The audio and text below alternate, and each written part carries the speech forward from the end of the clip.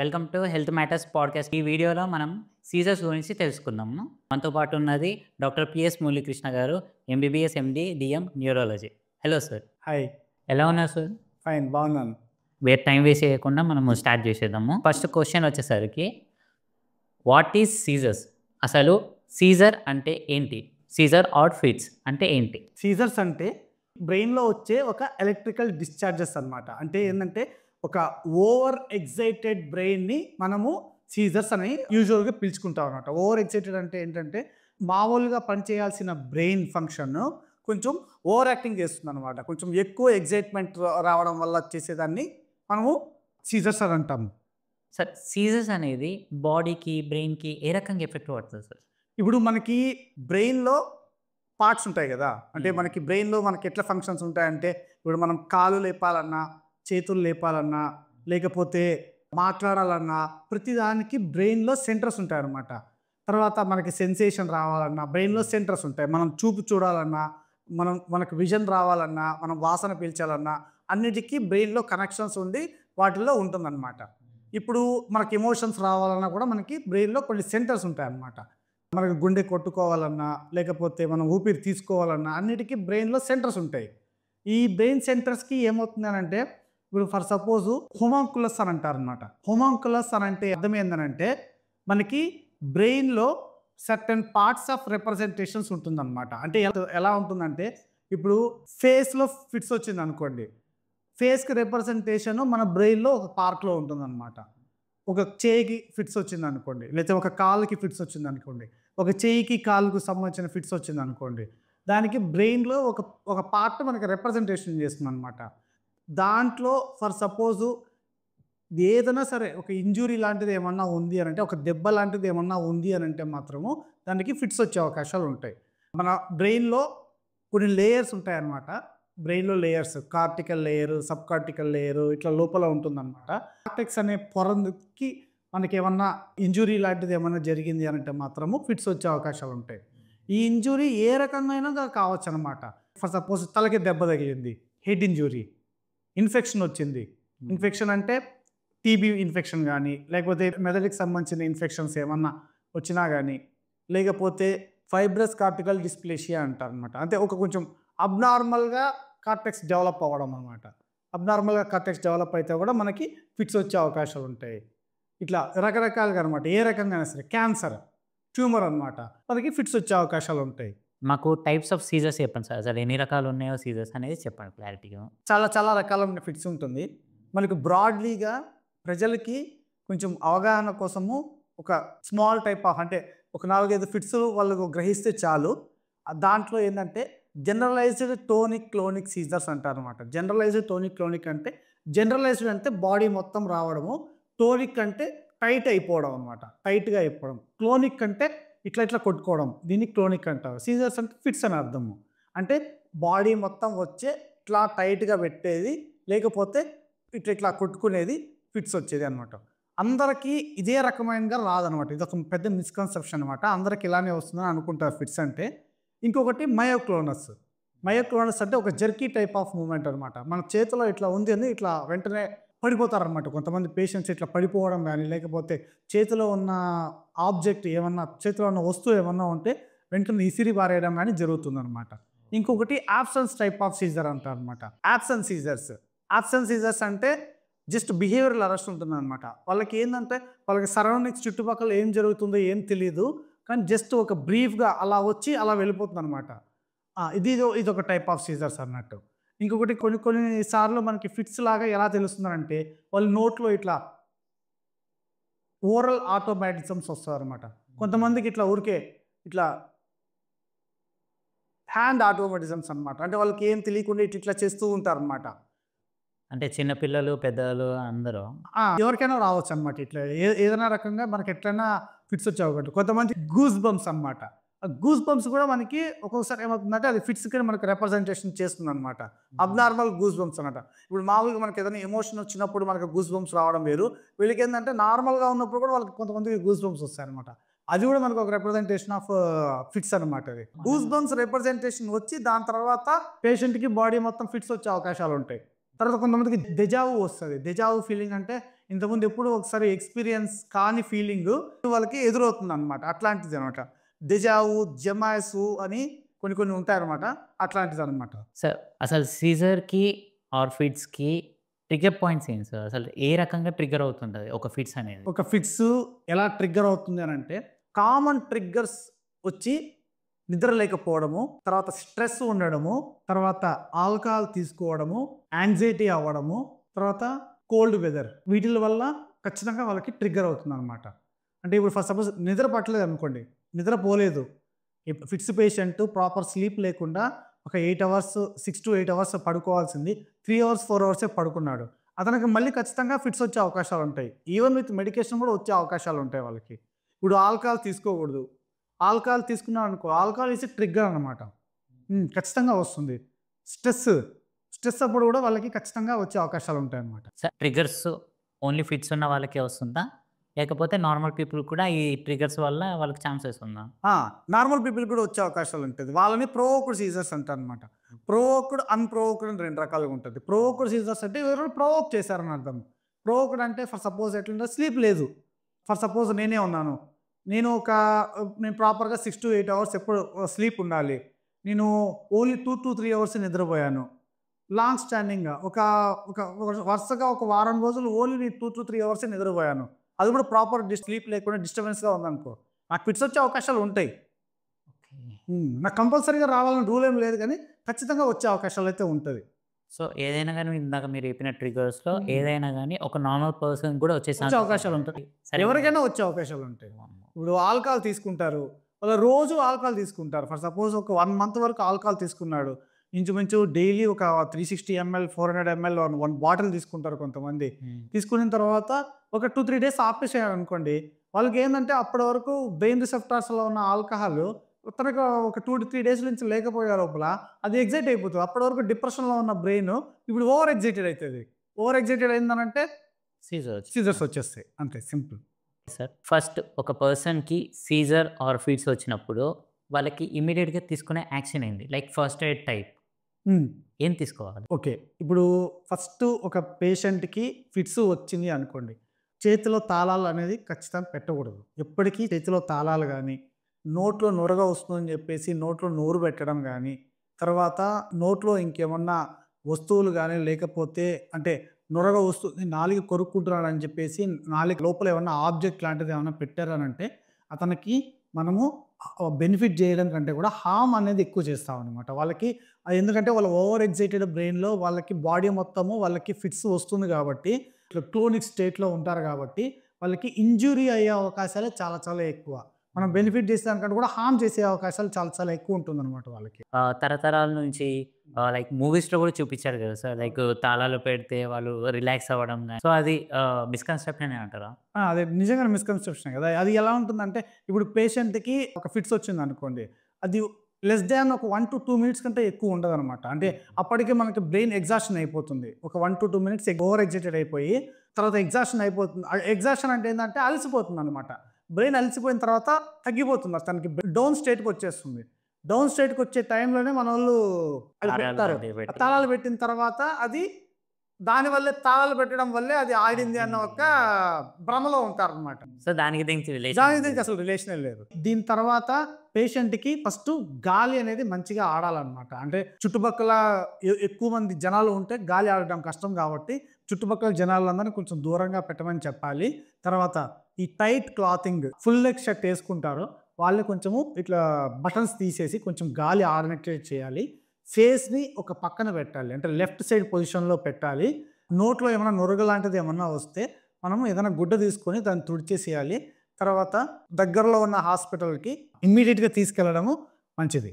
దీనికి డయాగ్నోసిస్ ఏముందని చెప్పి ఫిట్స్ పేషెంట్లకి మెయిన్ ఏంటంటే క్లినికల్ హిస్టరీ అనమాట. పేషెంట్కి ఎలాంటి ఫిట్స్ వస్తుంది, ఒక చెయ్యి ఒక కాలు కొట్టుకుంటున్నాడా, 2 చేతులు 2 కాళ్ళు కొట్టుకుంటున్నాడా, ఫిట్స్ వచ్చే ముందు ఏమన్నా కొంచెము లక్షణాలు ఏమన్నా ఉందా, ఫేస్ ఎటుపక్క చూస్తున్నాడు, కుడిపక్క చూస్తున్నాడా ఎడం పక్క చూస్తున్నాడా, ఇవన్నీ చాలా చాలా ఇంపార్టెంట్ అనమాట. ఎందుకంటే మనకి ఒక బ్రెయిన్లో 2 సెరిబ్రల్ హెమిస్ఫియర్స్ ఉంటుంది, 2 parts ఆఫ్ ది బ్రెయిన్ ఉంటుంది కాబట్టి ఈ 2 partsలో మనకి రైట్ సైడ్ నుంచి వచ్చిందా లెఫ్ట్ సైడ్ నుంచి వచ్చిందా అనేది మనము తెలుసుకోవడానికి ఉంటుందన్నమాట. మెయిన్‌గా క్లినికల్ హిస్టరీ అనమాట. వాళ్ళు ఎలా చూసారో అనేది మనకి చాలా చాలా ఇంపార్టెంట్ అనమాట. మరి ఇప్పుడు మన టెక్నాలజీలో ఉన్నాం కాబట్టి వీడియో రికార్డింగ్ అనేది చాలా చాలా ముఖ్యం. అంటే వాళ్ళు ఎంత పానిక్ స్టేజ్‌లో ఉన్నా కూడా అంటే పేషెంట్ అటెండర్స్ గానీ, వాళ్ళ కుటుంబ సభ్యులు గానీ ఎంత పానిక్ స్టేట్‌లో ఉన్నా గూడా ఒకరు వీడియో తీయడం అనేది చాలా చాలా ఉత్తమము. అది డాక్టర్స్‌కి ఉపయోగపడుతుంది. పేషెంట్‌కి ఫర్దర్ ప్రోగ్నోసిస్ కూడా చాలా ఉపయోగపడుతుందనమాట. తర్వాత హాస్పిటల్‌కి వచ్చిన తర్వాత మనం ఈఈజీ అనేది చేస్తామనమాట. ఈఈజీ అనేది ఏందంటే ఎలక్ట్రోఎన్సెఫలోగ్రామ్ అంటారు. ఇది మనకి ఫిట్స్‌ని మనం డయాగ్నోస్ చేయొచ్చనమాట. దీని ద్వారా మనము ఫిట్స్‌ని డయాగ్నోస్ చేయొచ్చు. తర్వాత మనకి ఎంఆర్ఐ స్కానింగ్ గాని, సీటీ స్కానింగ్ గాని, పేషెంట్‌కి తలలో ఏమన్నా రక్తం గడ్డగట్టిందా? లేకపోతే తలలో క్యాన్సర్ లాంటిది ఏమన్నా ఉందా? లేకపోతే ఇన్ఫెక్షన్ ఏమన్నా వచ్చిందా? అనేది మనకి క్లియర్ కట్‌గా తెలుస్తుందనమాట. అసలు ఇన్ని రకాలుగా ఫిట్స్ గురించి చెప్పారు గదా! ఈ ఫిట్స్ ట్రీట్మెంట్ ఎలా తీసుకోవాలి? ఫిట్స్‌కి సంబంధించిన మందులు చాలా చాలా రకాలున్నాయి. మన బ్రెయిన్‌లో ఒక్కొక్క టైప్ ఆఫ్ మెకానిజం ఆఫ్ యాక్షన్‌కి ఒక్కొక్క టైప్ ఆఫ్ డ్రగ్ ఉందనమాట. కాబట్టి మనం జనరలైజ్డ్ ఎపిలెప్సీస్ అని చెప్పి, ఫోకల్ సీజర్స్ అని చెప్పి ఫోకల్ అంటే ఒక పార్ట్‌కే వస్తుందనమాట. అంటే కుడి చెయ్యి, కుడి కాలు లేకపోతే ఓన్లీ ఎడమ చెయ్యి, ఎడమ కాలు, ఓన్లీ ఫేస్‌కి రావడము ఇట్లాంటివి ఫోకల్ అనమాట. తర్వాత జనరలైజ్డ్ అంటే బాడీ మొత్తం వచ్చేదానికి. వీటిలికి కొంచెం డిఫరెంట్ టైప్స్ ఆఫ్ డ్రగ్స్ ఉంటుంది. మనము దానికి సంబంధించిన ఆ డ్రగ్స్ ఇవ్వడానికి ఉంటుందన్నమాట. తర్వాత ఒకవేళ మోనోథెరపీ, పాలీథెరపీ అనమాట. మోనోథెరపీ అంటే అర్థం ఏందంటే మనం సింగిల్ డ్రగ్‌తో మనము ఆ ఫిట్స్‌ని కంట్రోల్ చేస్తున్నామా లేదా? లేకపోతే పాలీథెరపీ అంటే 2 టైప్స్ ఆఫ్ డ్రగ్స్ లేకపోతే 3 కొంతమందికి 4 కొంతమందికి 5 ఇట్లాంటి మల్టిపుల్ మెకానిజం ఆఫ్ యాక్షన్స్ ఉన్న డ్రగ్స్‌ని కూడా మనము పేషెంట్‌లకి ఇవ్వడం జరుగుతుందనమాట. పాలీథెరపీ డ్రగ్స్ అనేది కొంచెము ఈ చిన్న పిల్లలకి తర్వాత కొంతమందికి రిఫ్రాక్టరీ ఎపిలెప్సీస్ అంటారనమాట. అంటే వాళ్ళకి ఎన్ని ఫిట్స్ మెడిసిన్స్ వాడినా కూడా వాళ్ళకి తగ్గకుండా ఉంటుందనమాట. అట్లాంటి వ్యక్తులకి మనము పాలీథెరపీ డ్రగ్స్ ఇస్తాము. ప్లస్ పేషెంట్ సివియారిటీని బట్టి అనమాట. ఇప్పుడు ఇంతకుముందు బాగా ఒక మంత్‌కి 3-4 టైమ్స్ వచ్చే వాళ్ళకి మనకి సింగిల్ డ్రగ్‌తో క్యూర్ కాకపోతే మనము 2 ఆర్ 3 డ్రగ్స్ యాడ్ చేసి మనకి అతనికి సీజర్ ఫ్రీడమ్ అనమాట. అంటే మనకు కొంచెం సీజర్స్ లేకుండా, ఫిట్స్ లేకుండా చేయడం అనేది మనకి టార్గెట్ అనేది మనం పెట్టుకోవాలనమాట. ఏదైనా డాక్టర్ ఖచ్చితంగా అతనికి ఎందుకంటే మళ్ళీ ఫిట్స్ మళ్ళీ వచ్చిందనుకోండి తనకి డైలీ లైఫ్‌లో కూడా తనకి ఇంపాక్ట్ ఎక్కువ ఉంటుంది కాబట్టి పాలీథెరపీ అనేది ఇవ్వడం జరుగుతుందనమాట. ఇప్పుడు ఫోకల్ సీజర్స్ వచ్చిందనుకోండి అంటే ఒక దగ్గరే వచ్చిన ఫిట్స్‌కి వచ్చిందనుకోండి మనకు certain duration of course of టైమ్‌లో ఇస్తే సరిపోతుందనమాట. కానీ జనరలైజ్డ్ ఎపిలెప్సీస్ అంటే కొంతమందికి జేఎంఈ లాంటి ప్రాబ్లమ్ ఉంది. అంటే జేఎంఈ అంటే జువెనైల్ మైక్రోనిక్ ఎపిలెప్సీ లాంటి ప్రాబ్లమ్స్ ఉన్నాయి.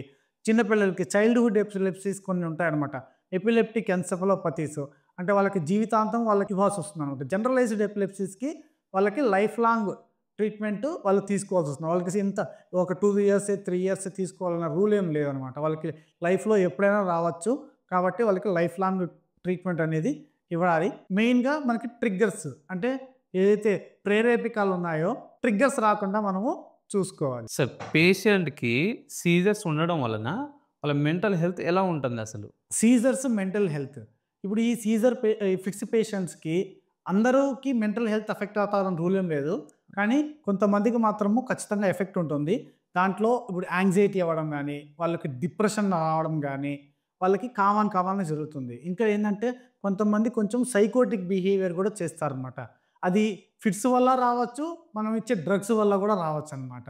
కొన్ని డ్రగ్స్ ఎట్లా ఉంటుందంటే ఎక్కువ సైకోటిక్ స్టేట్ వెళ్ళే అవకాశాలు కూడా ఉంటాయన్నమాట. సైకోసిస్ అంటే కొంచెము వాళ్ళు అగ్రెసివ్‌గా బిహేవ్ చేయడము, కొంచెం నాకెవరో కనబడుతున్నారు, డెల్యూషన్స్, హాలుసినేషన్స్ వచ్చే అవకాశాలు ఉంటాయన్నమాట. నాకెవరెవరో కనబడుతున్నారు, ఇట్లాంటివి కూడా వచ్చే అవకాశం ఉంటుంది. అగ్రెసివ్ బిహేవియర్ కూడా అయ్యే అవకాశాలు ఉంటుందన్నమాట. సార్ ఫిట్స్ ఉన్నవాళ్ళు వాళ్ళ రోజువారీ లైఫ్ ఎలా ఉంటుంది? ఇప్పుడు ఫిట్స్ పేషెంట్స్ ఉన్నారు. ఫిట్స్ పేషెంట్స్ డాక్టరు ఫిట్స్ అని డయాగ్నోస్ చేసిన తర్వాత వాళ్ళకి ఒక సర్టెన్ అమౌంట్ ఆఫ్ టైం ఈ కోర్స్‌లో వాడుకోవాలి. లేకపోతే లైఫ్ లాంగ్ వాడుకోవాలని చెప్పినప్పుడు వాళ్ళు స్ట్రిక్ట్‌గా ఆ మందులకి వాళ్ళు అక్లమటైజ్ అవ్వాలి. అడాప్ట్ అవ్వాలనమాట. ఈ డ్రగ్స్ అనేది ఖచ్చితంగా వాళ్ళు రోజు వాడుకోవాలి. మార్నింగ్, నైట్ వాడుకోవాలని చెప్పినప్పుడు మార్నింగ్, నైట్ ఖచ్చితంగా వాడుకోవాలి. లేకపోతే నైట్ పూట వాడుకోవాలనుకున్నప్పుడు ఖచ్చితంగా నైట్ పూట వాడుకోవాలి. మిస్ అనేది ఎప్పుడు చేయకూడదనమాట. ప్లస్ ఎప్పుడు డైలీ ఇప్పుడు సపోజ్ డైలీ రెజిమెన్ ఇచ్చినప్పుడు డైలీలో ఈ time certain time amount of time ఇచ్చినప్పుడు ఈ టైంలో వేసుకోవాలి, 3 ఇయర్స్ వరకు వాడుకోవాలి, 5 ఇయర్స్ వరకు వాడుకోవాలంటే ఖచ్చితంగా వాడుకోవాలి. ఫంక్షన్స్‌కి వెళ్ళామని చెప్పి మిస్ అవ్వడం గానీ, లేకపోతే మార్నింగ్ పూట తినకపోవడం గానీ, అంటే తింటేనే మనకు వేసుకోవాలని ఇట్లాంటివన్నీ వద్దనమాట. వాళ్ళు ఖచ్చితంగా they should maintain strict compliance అనమాట. డ్రగ్స్ ఖచ్చితంగా వాళ్ళు మెయింటైన్ చేయాలి. ఇంకొకటి డ్రైవింగు, స్విమ్మింగు వీటిలకి ఈ రెండిటికి చాలా చాలా దూరంగా ఉంటే మంచిది. ఎందుకంటే ఫర్ సపోజ్ ఎప్పుడైనా డ్రగ్ మిస్ అయ్యి వాళ్ళు డ్రైవింగ్ చేశారంటే మాత్రము యాక్సిడెంట్స్ అయ్యే అవకాశాలు చాలా చాలా ఎక్కువ ఉంటుంది. తర్వాత ఫిట్స్ మందులు వేసుకోకుండా స్విమ్మింగ్‌కి వెళ్ళారనుకోండి, స్విమ్మింగ్‌లో ఒక్కసారిగా ఫిట్స్ వచ్చిందనంటే ఇంకా అతను డ్రౌనింగ్ అంటే అతను మునిగిపోయి చనిపోయే అవకాశాలు చాలా చాలా ఎక్కువ ఉంటుందన్నమాట. అందుకే వాటర్ ఫాల్స్ దగ్గర గానీ, స్విమ్మింగ్ గానీ, డ్రైవింగ్ గానీ, యాక్సిడెంట్స్ ప్రోన్ రీజన్స్ దగ్గర గానీ వీళ్ళు చాలా చాలా కాషియస్‌గా ఉండాలి. వాళ్ళకి ఈ స్ట్రిక్ట్‌గా కరెక్ట్‌గా మెయింటైన్ చేసుకొని వాళ్ళ మెంటల్ హెల్త్‌ని ట్రిగ్గర్స్ లేకుండా వాళ్ళ మెంటల్ హెల్త్‌ని ప్రశాంతంగా ఉంచుకుంటే మాత్రము నార్మల్ పర్సన్ ఎలా ఉంటాడో ఇతను కూడా అలానే ఉంటాడు. వాళ్ళ కెరియర్ కోసం ఏం ప్రాబ్లమ్ ఏమి ఉండదు. వాళ్ళ కెరియర్ వాళ్ళ ఇష్ట ప్రకారంగా వాళ్ళు కరెక్ట్‌గా లీడ్ చేసుకోవచ్చు. వాళ్ళ కెరియర్‌లో ఏమాత్రం ఇబ్బందులేమి ఉండవు. అన్‌లెస్ డ్రగ్స్ కరెక్ట్‌గా మెయింటైన్ చేసుకుంటే తప్ప. Let's come to technical advancements. పాత జనరేషన్‌లో ఎపిలెప్సీ వచ్చింది, లేకపోతే ఫిట్స్ వచ్చింది అని అంటే ట్రీట్మెంట్, అడ్వాన్స్‌మెంట్ అనేది ఏం లేకపోతుండే సార్. ఇప్పుడు కొత్తగా ఏం టెక్నికల్ అడ్వాన్స్‌మెంట్స్ వచ్చాయి? టెక్నికల్ అడ్వాన్స్‌మెంట్స్ అంటే మనకి ఫర్ సపోజు ఇప్పుడు మనకి డయాగ్నోస్టిక్ పర్పస్, తర్వాత మేనేజ్‌మెంట్ పర్పస్ అనమాట. ఇప్పుడు డయాగ్నోస్టిక్ పర్పస్ అంటే ఇప్పుడు ఏదైనా ఫిట్స్ పేషెంట్ వస్తే అతనికి మెయిన్‌గా మనకి 95% క్లినికల్ హిస్టరీ అనేది ఇంపార్టెంట్. అంటే అతనికి ఎలా వచ్చిందనేదే ఇంపార్టెంట్. అదే 95%. జస్ట్ ఒక 5% ఓన్లీ కొరాబరేటివ్ ఎవిడెన్స్ అనమాట. జస్ట్ ఒక నామకే వాస్తే ఒక ఎవిడెన్స్ కోసం అన్నట్టే. అంటే ఇప్పుడు ఫర్ సపోజ్ పేషెంట్‌కి మనకి జ్వరం వచ్చింది, తర్వాత ఫిట్స్ వచ్చింది అనుకోండి. అది అంటే ఏదైనా ఇన్ఫెక్షన్ వల్ల వచ్చింది అని మన బ్రెయిన్‌లో ఉంటుందన్నమాట. అంటే డాక్టర్ డయాగ్నోస్ చేయడానికి ఈజీగా ఉంటుంది. దానికి సంబంధించిన అతను డయాగ్నోస్టిక్ అనేది అతను చేయగలడు. For suppose old age patient ఉన్నాడు. అతనికి ఫర్ సపోజ్ ఒక రైట్ సైడ్ ఫిట్స్ వచ్చింది. అంటే తనకి లెఫ్ట్ సైడ్ బ్రెయిన్‌లో ఎయిదర్ పక్షవాతం గానీ, లేకపోతే క్యాన్సర్ గడ్డ గానీ ఉండొచ్చు అన్నది ఒకటి మనకి ఐడియా వస్తుందన్నమాట. అంటే డాక్టర్ ఇలా డయాగ్నోస్టిక్ పర్పస్‌గా తను ఉండొచ్చు అని ప్రెజ్యూమ్ చేసుకుంటాడనమాట క్లినికల్ హిస్టరీతో. దాన్ని బట్టి మనకి సీటీ స్కాన్ గానీ, ఎంఆర్ఐ గానీ, ఇప్పుడు సీటీ స్కాన్ కూడా మనకేందంటే ఫర్ సపోజ్ హెడ్ ఇంజ్యూరీ వచ్చిందనుకోండి, బేసిక్ సీటీ స్కాన్ సరిపోతుందనమాట. ఫిట్స్ నాన్ స్టాప్‌గా వస్తుంది. లేకపోతే తనకి ఫిట్స్ పేషెంట్స్‌కి ఇంకేమన్నా వచ్చింది అని అంటే మాత్రము వాళ్ళకి ఎంఆర్ఐ స్కానింగ్ అనేది చేసుకోవాలి. ఇప్పుడు మనకి 3 టెస్లా అనేది మనకి హై ఎండ్ డయాగ్నోస్టిక్‌గా ఎంఆర్ఐలో మనకి ఇండియాలో అవైలబిలిటీ ఉందన్నమాట. ఇంకా ఫారిన్ కంట్రీస్‌లో 7 టెస్లా ఉంది. 11.7 టెస్లా కూడా వచ్చిందనమాట ఇప్పుడు. 11.7 టెస్లా అనేది ఇంకా అది హైలీ యాక్యురేట్. అది మన ఇండియాకి రావడం అనేది ఇప్పటిలా జరగదనమాట. ఓకే. అంటే most costly. Most very very costly 640 crores అనమాట ఒక మెషిన్. వామ్మో! 11.7 టెస్లా అనేది 640 క్రోర్స్. మీ హాస్పిటల్‌లో ఏమేమి ఎక్విప్‌మెంట్స్ ఉన్నాయి సార్? మా హాస్పిటల్‌లో ఈజీఏ ఉందండి. మనం డయాగ్నోస్టిక్ పర్పస్. దానికి తగ్గట్టు టెక్నీషియన్ ఉన్నారు. దానికి తగ్గట్టు నర్సింగ్ స్టాఫ్ కూడా మాకు చాలా స్ట్రాంగ్‌గా ఉంది మా హాస్పిటల్‌లో. ఎట్లాంటి ఫిట్స్ పేషెంట్ వచ్చినా కూడా ఇమ్మీడియేట్‌గా ఇంటర్వెన్షన్ మేము ఖచ్చితంగా చేస్తాము. ఇమ్మీడియేట్‌గా డ్రగ్స్ ఇవ్వడం గానీ, ఫిట్స్ ఏ రకంగా వచ్చినా సరే మేము వెంటనే పేషెంట్‌కి రెస్పాండ్ అయ్యి నేను ఈచ్ అండ్ ఎవ్రీ మినిట్ పేషెంట్‌ని చూసుకుంటామండి. సార్ ఇప్పుడు కొందరికి కొన్ని రకాలుగా డౌట్స్ ఉంటాయి. అంటే జనరల్‌గా మనం చుట్టుపక్కల చూస్తుంటాం. అంటే అవేర్‌నెస్ లేకపోవడం వల్ల కొంతమంది కొన్ని రకాలుగా అనుకుంటారు. సో, అలా మిత్స్ అండ్ మిస్‌కన్సెప్షన్స్ కొన్ని ఎక్స్‌ప్లెయిన్ చేయండి. మెయిన్ మిస్‌కన్సెప్షన్ ఏంటంటే ఫిట్స్ అంటే ఖచ్చితంగా బాడీ మొత్తం షేక్ అవ్వాలి, బాడీ మొత్తం కొట్టుకోవాలి అనేది ఒకటి నానుడి ఉందన్నమాట. కానీ అలా ఉండదు. ఫిట్స్‌లో ఇప్పుడు ఇంతకుముందు చెప్పినట్టు చాలా చాలా రకాలు ఉంటాయన్నమాట. మనకి మయోక్లోనస్ అంటే జెర్కీ టైప్ ఆఫ్ మూవ్‌మెంట్ రావడం, యాబ్సెన్స్ సీజర్స్ అంటే ఇలా చూస్తూ ఉన్నప్పుడు ఒక అరెస్ట్ అయిపోవడం అనమాట. తర్వాత ఇప్పుడు ఇంతకుముందు చెప్పినట్టు ఇలా అనుకోవడము, తర్వాత కొంతమంది గట్టిగా అరుస్తారనమాట. వోకలైజేషన్ ఉంటుందనమాట. పిచ్చి పిచ్చిగా మాట్లాడడం కూడా జరుగుతుంది కొంతమందికి. కొంతమందికి చెప్పాం కదా గూస్ బంప్స్ వస్తాయి. కొంతమందికి ఏందంటే కడుపులో కొంచెం ఎపిగ్యాస్ట్రిక్ రైజింగ్ ఆరా అంటారనమాట. కడుపులో ఒక బటర్‌ఫ్లై అంటే గుల్‌గుల్ గుల్‌గుల్ పెట్టున్నారు అన్నట్టు వాళ్ళకి ఒక ఫీలింగ్ సెన్సేషన్ వస్తుందనమాట. కొంతమందికి డెజావు వస్తుందనమాట. ఇవన్నీ ఏందంటే పేషెంట్ పర్స్పెక్టివ్‌లో చెప్తారనమాట. పేషెంట్స్‌కి అర్థమవుతుంది కానీ పేషెంట్ అటెండర్స్‌కి లేకపోతే కుటుంబ సభ్యులకి వాళ్ళకి ఎలా తెలుస్తుందంటే ఓన్లీ కొట్టుకోవడం మాత్రమే వాళ్ళకి ఫిట్స్ లాగా అని చెప్తారు అని వాళ్ళు మనకి ఎక్స్‌ప్లెయిన్ చేస్తారనమాట. కానీ అంటే వాళ్ళకు తెలిసింది ఏందంటే కొట్టుకోవడం ఒకటే ఫిట్స్ అని అనుకుంటారు. కానీ ఈ రకాలన్నీ కూడా చాలా రకాలు ఉంటాయని వాళ్ళకి తెలీదనమాట. ఇదొక పెద్ద మిస్‌కన్సెప్షన్ అనమాట. సార్ ఒకవేళ ఫిట్స్ వస్తే ఫ్యామిలీ సపోర్ట్ ఎలా ఉండాలి అంటారు మీరు? ఫ్యామిలీ సపోర్ట్ ఖచ్చితంగా ఉండాలండి. ఒక చైల్డ్‌కి ఖచ్చితంగా వాళ్ళ parents support, mother and father support ఉండాలి. ఒక వైఫ్‌కి వాళ్ళ హస్బెండ్ సపోర్టు, వాళ్ళ ఇన్‌లా సపోర్ట్ ఖచ్చితంగా ఉండాలి. హస్బెండ్‌కి ఒకవేళ వచ్చిందనంటే వాళ్ళ వైఫ్ సపోర్టు అండ్ వాళ్ళ పేరెంట్స్ సపోర్ట్ ఖచ్చితంగా ఉండాలి. వాళ్ళ చిల్డ్రన్ సపోర్ట్ కూడా ఖచ్చితంగా ఉండాలి. ఇంకా మెయిన్‌గా ఎల్డర్లీ పాపులేషన్ కంటే ముసలి వాళ్ళకి వాళ్ళు చాలా చాలా హై రిస్క్‌గా వాళ్ళకేందంటే మెటబాలిక్ డిస్టర్బెన్సెస్ జరుగుతాయనమాట. అంటే బాడీలో వాళ్ళకి ఉప్పు శాతం అనేది తగ్గిపోతుంది. హైపోనెట్రీమియా, హైపోకాల్సిమియా అంటే కాల్షియం తగ్గిపోవడం గానీ, తర్వాత సోడియం తగ్గిపోవడం గానీ, వీళ్ళకి చాలా చాలా కామన్‌గా జరుగుతుందనమాట ఎల్డర్లీ పాపులేషన్‌కి. కొన్ని డ్రగ్స్ వల్ల గూడా వాళ్ళకి బాడీలో సోడియం లాస్ అయిపోయి, వాళ్ళకి సోడియం తగ్గిపోయి, వాళ్ళకి ఖచ్చితంగా ఫిట్స్ వస్తుందనమాట. ఓల్డ్ ఏజ్ పీపుల్ చాలా చాలా రిస్కీ పాపులేషన్ అనమాట. వీళ్ళకి ఖచ్చితంగా వాళ్ళ చిల్డ్రన్ సపోర్ట్ అనేది ఖచ్చితంగా ఉండాలి వాళ్ళకి. Sir most common cases and rarest cases మీరు డయాగ్నోసిస్ చేసింది చెప్పండి. నేను చూసిన మోస్ట్ కామన్ కేసెస్ ఏంటంటే జూనైల్ మైక్రోనిక్ ఎపిలెప్సీ జేఎన్ఈ పేషెంట్స్ చాలా చాలా ఫ్రీక్వెంట్గా చాలా కేసెస్ చూశాను. Number of thousands of cases చూసామన్నమాట. తర్వాత రేర్ కేసెస్ అని అంటే మాత్రము పిఎంఈ అంటారు అనమాట, ప్రోగ్రెసివ్ మయోక్లోనిక్ ఎపిలెప్సీస్. తర్వాత ఎపిలెప్టిక్ ఎన్సెఫలోపతీస్ అంటాం అనమాట. చిన్నపిల్లలకు వస్తుంది ఎపిలెప్టిక్ ఎన్సెఫలోపతీస్ అని. ఆ కేసెస్ చూసాము. తర్వాత పిఎంఈ అంటే ప్రోగ్రెసివ్ మయోక్లోనిక్ ఎపిలెప్సీ, ఇవన్నీ చాలా చాలా రేర్ డిజీజ్ అనమాట. ఈ 2 కేటగిరీస్ డిజీజ్ కూడా మేము చూసాము. Sir first neuro specialist in Bhadradri Kothagudem. Me hospital పెట్టక ముందు, మీ హాస్పిటల్ పెట్టాక అసలు మీరు చూసిన కేసెస్ అండ్ ఇక్కడ పీపుల్ వాళ్ళ నేచర్ బట్టి మీరు ఎలా హ్యాండిల్ చేస్తారో ఎక్స్ప్లెయిన్ చేయండి మాకు. భద్రాద్రి కొత్తగూడెం డిస్ట్రిక్ట్ అనేది ఒక చాలా రిమోట్ ఏరియా అండి. ఇక్కడ ప్రజలకు కూడా అంతగా డీటెయిల్డ్ నాలెడ్జ్ అనేది ఏమీ ఉండదు. కాబట్టి వాళ్ళకి ఫిట్స్ అంటే ఇప్పుడు చెప్పినట్టు ఇంతకుముందు మిస్‌కన్సెప్షన్ అన్నట్టు వాళ్ళకి ఓన్లీ కాళ్ళు చేతులు కొట్టుకోవడం వరకే ఉంది. ఒక రెవల్యూషన్ లాగా నేనేం చేశానంటే పేషెంట్‌ని అడ్మిట్ చేసి వాళ్ళ ఇక్కడ వీడియో రికార్డింగ్ అనేది నేను స్టార్ట్ చేశాననమాట. పేషెంట్ మన దగ్గరికి వచ్చిన తర్వాత వాళ్ళకి హిస్టరీ అడిగిన తర్వాత అంటే వాళ్ళ డీటెయిల్ హిస్టరీ తీసుకున్న తర్వాత ఇప్పుడు క్లాసికల్‌గా చెప్పారనుకోండి, అంటే నాకు ఇక్కడి నుంచి ఇక్కడ వరకు నాకు సార్ ఇక్కడ తిమ్మిరిలాగా పట్టింది. ఒక 10 సెకండ్స్, 15 సెకండ్స్ వచ్చింది. దాని తర్వాత నాకు మంచిగా అయిపోయింది. దాని తర్వాత ఒక 2 డేస్ తర్వాత మళ్ళీ నాకు వచ్చింది. ఈసారి నాకు పూర్తిగా మొత్తం బాడీ మొత్తం ఫిట్స్ లాగా వచ్చిందని కొంతమంది క్లాసికల్‌గా చెప్తారనమాట. అప్పుడు మాకు ఇండికేషన్ అర్థమవుతుంది. ఓకే, ఒక పేషెంట్‌కి ఈ టైప్ ఆఫ్ ఫిట్స్ వచ్చింది అని మనకు అర్థమవుతుంది.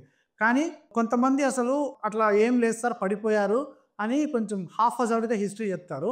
అలాంటి పేషెంట్స్‌ని నేను అడ్మిట్ చేసుకొని పేషెంట్‌ని ఇంకా కొంచెం పేషెంట్‌కి తెలియకపోయినా కూడా తనని ఇంకొంచెం తెలిసేటట్టుగా మనం detail history patient perspective, patient attender perspective ఒకవేళ మేము అడ్మిట్ చేసుకున్న తర్వాత మేము వీడియో రికార్డింగ్ లాంటివి చేయడం కూడా చాలా చాలా జరిగాయి. Okay sir. Like complete remote area నుంచి వచ్చారు. వాళ్ళ ఫిట్స్ అనేది మీరు ఏ రకంగా ఎక్స్‌ప్లెయిన్ చేస్తారు? వాళ్ళకి అర్థమయ్యేలా? ఇప్పుడు ప్రజలకి ఎట్లా అర్థమయ్యేటట్టు చెప్పాలి అని అంటే క్లినికల్ హిస్టరీతోనే మనం తెలుస్తుంది కాబట్టి వాళ్ళకి అమ్మ మీకు ఈ పిల్లవాడికి గానీ లేకపోతే మీ హస్బెండ్‌కి గానీ మీకు ఇట్లా ఇబ్బందులు ఇట్లా ఉన్నాయి. ఫిట్స్ అనేది మాత్రము కన్ఫర్మ్ అయింది. ఇది సిటీ స్కాన్ గానీ, ఎంఆర్ఐ స్కానింగ్‌తో మనం కొంచెం కొలాబరేట్ చేసి వాళ్ళకి చెప్పే అవకాశాలుంటాయి. ఫ్లాష్ లైట్స్ సీజర్స్‌ని ట్రిగ్గర్ చేస్తుంది. యెస్. ట్రిగ్గర్ చేస్తుంది. Photo Facts. సెన్సిటివ్ ఎపిలెప్సీస్ ఉంటాయి కొన్ని. దాంట్లో ఫోటో సెన్సిటివ్ ఎపిలెప్సీ అంటే ఫోటో అంటే లైట్ అని, సెన్సిటివ్ అంటే వాళ్ళ పేషెంట్స్ సెన్సిటివ్‌గా ఉన్నారని. ఫోటో సెన్సిటివ్ ఎపిలెప్సీస్ ఉన్నాయి. ఫోటో సెన్సిటివ్ వల్ల మనకి ట్రిగ్గర్ అయ్యే అవకాశాలు ఉంటాయన్నమాట. అంటే ఇది నిజమా కాదా చెప్పండి సార్? చాలా మంది అనుకుంటారు సీజర్ వస్తే నాలికను మింగేస్తారు అని చెప్పేసి. ఇది ఎంతవరకు నిజం? నాలుక మింగడం అనేది జరగదండి. కానీ నాలుకైతే మాత్రం కొరుక్కుంటారు. సార్ సేఫ్ ఫిట్స్ లాంటివి ఏమైనా ఉన్నాయా? లేకపోతే అన్ని సీజర్స్ డేంజరస్సేనా? అన్ని ఫిట్స్ అనేది డేంజరస్ అని కాదు. అన్ని ఫిట్స్ ఏమి సేఫ్ ఏం కాదు. సేఫ్, డేంజరస్ అనేదానికంటే కూడా ఇప్పుడు కొన్ని ఫిట్స్ ఓన్లీ కొన్ని సెకండ్స్ లాస్ట్ అవుతుందన్నమాట. కొన్ని సెకండ్స్ అంటే ఒక లాస్ట్ ఫ్యూ సెకండ్స్ నుంచి ఒక 1 మినిట్ వరకు లాస్ట్ అయ్యి దాని తర్వాత లాస్ట్ అంటే ఉండడం అనమాట. దాని డ్యూరేషన్ అంతసేపు ఉండి తర్వాత వెంటనే మళ్ళీ మామూలు స్టేట్‌కి వచ్చేస్తారనమాట. ఒకవేళ ఇది కానీ కంటిన్యూ అయిందనంటే ఒక 5 మినిట్స్ నాన్ స్టాప్‌గా ఫిట్స్ కంటిన్యూ అయిందనంటే మాత్రము ఇతన్ని ఖచ్చితంగా చుట్టుపక్కల ఉన్న హాస్పిటల్‌కి ఖచ్చితంగా అతన్ని పంపించాలి, తనకి సరైన ట్రీట్మెంట్ ఇవ్వాలి. దీనిని స్టేటస్ ఎపిలెప్టికస్ అంటారు. అంటే స్టేటస్ అంటే ఇంకా వరుసగా అతనికి వస్తూనే ఉంది ఫిట్స్, అంటే వరుసగా వచ్చే ఫిట్స్ని స్టేటస్ ఎపిలెప్టికస్ అంటారు. ఇది చాలా డేంజరస్ అనమాట. సార్ మిత్ ఆర్ ఫ్యాక్ట్, చలికాలంలో ఫిట్స్ అనేది ఎక్కువగా వస్తుంది. ఫ్యాక్టే అండి, కానీ అందరికీ రావాలని ఏం లేదు. కోల్డ్ వెదర్ ట్రిగ్గర్స్ ఫిట్స్ అనమాట. కొన్ని కోల్డ్ రిఫ్లెక్స్ ఎపిలెప్సీస్ ఉంటాయన్నమాట. అంటే ఏంటంటే ఫిట్స్ అనేది ఈ కోల్డ్ వెదర్తో కొంతమందికి ట్రిగ్గర్ అవుతుంది. అలాంటి వాళ్ళకి ఫిట్స్ వచ్చే అవకాశాలు ఉంటాయి. సార్ ఇప్పుడు ఇది కూడా చాలా మంది మిత్ ఆర్ ఫ్యాక్ట్ అర్థం కాదు. కొంతమంది ఏమంటారంటే మెడికేషన్స్ వేసుకోవడం వల్ల వాళ్ళు లావ్ అయిపోతున్నారు అని అంటారు. ఇది ఎంతవరకు కరెక్ట్ అంటారు? ఎస్, కొన్ని డ్రగ్స్కి లావ్ అయ్యే అవకాశాలు ఉంటాయండి. ఫిట్స్ వాడే మందుల్లో కొన్ని డ్రగ్స్కి వెయిట్ గెయిన్ ఉంటుంది, కొన్ని డ్రగ్స్కి వెయిట్ లాస్ కూడా ఉంటుంది అనమాట. ఫిట్స్ మందుల వల్ల ఆకలి ఎక్కువ వేస్తుంది. ఫిట్స్ మందులకి ఆకలికి ఏం సంబంధం లేదు. ఫిట్స్ ఉన్న వాళ్ళు వాళ్ళ నార్మల్ లైఫ్ ని గడపలేరు. ఇది మిత్ అండి. నార్మల్ గా జనాలు ఎలా ఉంటారో ఫిట్స్ పేషెంట్స్ కూడా అలానే వాళ్ళ జీవితాన్ని వాళ్ళు నార్మల్ లైఫ్ కి లీడ్ చేయొచ్చు. స్ట్రిక్ట్ కాంప్లియన్స్ అంటే స్ట్రిక్ట్ గా డ్రగ్స్ ని కరెక్ట్ గా వాళ్ళు మెయింటైన్ చేసి కానీ, తర్వాత వాళ్ళ పేరెంట్స్ సపోర్ట్ కానీ, లేకపోతే వాళ్ళ ఇన్లాస్ సపోర్ట్ కానీ, వాళ్ళ wife and husband support, children support, family support బాగా ఉంది అని అంటే మాత్రము వాళ్ళు నార్మల్ లైఫ్ లీడ్ చేసుకోవడానికి ఉంటుంది. వాళ్ళు ఎలాంటి ఒత్తిడి లేకుండా వాళ్ళ జాబ్ని వాళ్ళు చేసుకున్నారంటే మాత్రము నార్మల్ లైఫ్ లీడ్ చేసుకోవడానికి ఉంటుంది. ఎపిలెప్సీ అనేది వంశపారంపరంగా వస్తుంది. ఇది మిత్ ఆర్ ఫ్యాక్ట్? మిత్ అండి. అన్ని ఎపిలెప్సీస్ ఏమి ఇన్హెరిటెడ్ ఏమి ఉండదు, అంటే వంశపారంపరంగా ఏమీ ఉండదు. కొంతమందికి ఇడియోపతిక్, చాలా వరకు ఇడియోపతిక్ అంటే వాటికి కారణం అంటూ ఏది ఉండదు అనమాట. చాలా పేషెంట్స్కి ఇన్హెరిటెడ్ ఏమి ఉండదు. వంశపారంపరంగా కొన్ని వ్యాధులకి మాత్రమే వంశపారంపరంగా వస్తుంది, అందరికీ ఏమి ఉండదు అట్లా. It's a myth. కొన్ని ఫుడ్స్ లేకపోతే ఒక డైట్ మెయింటైన్ చేయడం వల్ల సీజర్స్ ఫ్రీక్వెన్సీని తగ్గించవచ్చు. ఇది ఎంతవరకు కరెక్ట్? Yes, fact. దీన్ని కీటోజెనిక్ డైట్ అంటారు అనమాట. కీటోజెనిక్ డైట్ అంటే మనం ఫుడ్ తీసుకుంటే మనకి కీటోన్ ప్రొడక్షన్ అనేది జరుగుతుంది అనమాట. ఆ కీటోన్ ప్రొడక్షన్ జరిగినప్పుడు మనకి ఈ ఫిట్స్ ఫోకస్ ఏదైతే మనకి ఫిట్స్ ఓవర్ ఎగ్జైటెడ్ బ్రెయిన్ అనేది మనకి ఈ కీటోన్స్ వల్ల ఇది కొంచెము డౌన్ ట్రెండింగ్ అయ్యే అవకాశాలు ఉంటాయి అనమాట. దీన్నే కీటోజెనిక్ డైట్ అంటారు. సీజర్స్ రావడం వల్ల చనిపోతారు. Myth or fact? ఆ సీజర్స్ రావడం వల్ల చనిపోరండి, ఇది మిత్తేది. ఫిట్స్ వచ్చిన పేషెంట్స్ ఏదైనా డేంజరస్ ప్లేసెస్లో ఉంటే మాత్రము ఖచ్చితంగా చనిపోయే అవకాశాలు ఉంటాయి. లైక్ చెప్పాం కదా ఇంతకుముందు, డ్రైవింగ్ కానీ లేకపోతే స్విమ్మింగ్లో కానీ, వీళ్ళకైతే మాత్రం అది ఒక డేంజరస్ ప్రోన్ ఏరియాస్ కాబట్టి, ఖచ్చితంగా యాక్సిడెంటల్ ప్రోన్ ఏరియాస్ కాబట్టి ఖచ్చితంగా యాక్సిడెంట్స్ అనేది జరుగుతుంది. అప్పుడు చనిపోయే అవకాశాలు చాలా ఎక్కువ ఉంటుంది అనమాట. సీజర్స్ లైఫ్ లాంగ్ ఉంటుంది. True or false? ఫాల్స్ అండి. ఇది అంటే అన్ని పేషెంట్స్కి ఏమి ఉండదు, అందరు ఫిట్స్ పేషెంట్స్కి లైఫ్ లాంగ్ ఏమి ఉండదు. ఇప్పుడు కొంతమంది పేషెంట్స్కి generalized epilepsy patients life long treatment తీసుకోవాలి, వాళ్ళకి లైఫ్ లాంగ్ ఉండే అవకాశాలు ఉంటాయి అన్నమాట. ఈ కొంతమందికి ఇప్పుడు only for suppose head injury జరిగింది, వాళ్ళకి ఒక కోర్స్ ఆఫ్ డ్రగ్స్ ఒక 1 month 2 months తీసుకుంటే సరిపోతుంది, అంతకంటే ఎక్కువ ఏం అవసరం లేదు. ఫర్ సపోజ్ ఫిట్స్ వచ్చే ఫోకస్ దగ్గర మనకి క్యాన్సర్ వచ్చింది, ఆ క్యాన్సర్ని రిమూవ్ చేస్తే ఫిట్స్ తగ్గిపోతుంది. ఇది కూడా సేమ్ అంతే అనమాట. ఒక సర్టెన్ డ్యూరేషన్ ఆఫ్ టైంలో మనము ఫిట్స్ మందులు ఇస్తాము, దాని తర్వాత అవసరం ఉండదు వాళ్ళకి. సీజర్స్ అనేది అంటువ్యాధి. ఫిట్స్ అనేది అంటువ్యాధి ఏం కాదండి, ఇట్స్ ఎ మిత్. ఒకరి నుంచి ఒకరికి ఏమి వ్యాప్తి ఏమి చెందదు. Can stress or anxiety cause seizures? Yes, stress కానీ యాంగ్జైటీ కానీ ఆల్కహాల్ కానీ నిద్ర లేకపోవడం కానీ ఇవి చాలా most triggers of the epilepsy అనమాట. Thanks for watching. Like, subscribe and share to Muralikrishna neuro super speciality hospital.